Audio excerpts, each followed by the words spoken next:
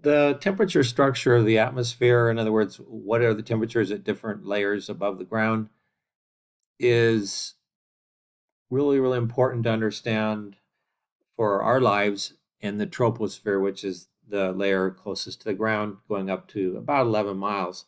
It involves roughly 90% of the mass of the atmosphere, and the average rate of cooling as you go up is about 3.6 degrees Fahrenheit per thousand feet, though in any given place it varies quite a bit at any given point in time. Why, though, does the normal kind of average rate happen to be cooling? Why is it warmer, in other words, along the ground than it is higher up? And that's especially true late spring, summer, fall, early fall here in Oregon, for example. What's going on? So, what happens is the greenhouse gases are the main reason why it's as warm as it is, and they're most concentrated near the surface. They absorb that long wave radiation from the Earth, and they're very abundant near the surface, so that's where most of the warming happens. That's a big part of the reason why it's warmer at the surface than it is up higher on average.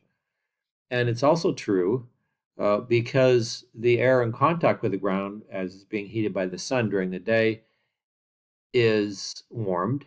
And as air moves around a little bit in contact with the ground, that sort of some of that heat mixes in, and there's a little convection and so on, just kind of heated air rising and so on near the surface. So that's the other reason. So interestingly, then the sun warms the ground and the ground warms the air because of the greenhouse gases, and also the sun warms the ground and then the air in contact with the ground also warms up, a separate but related process.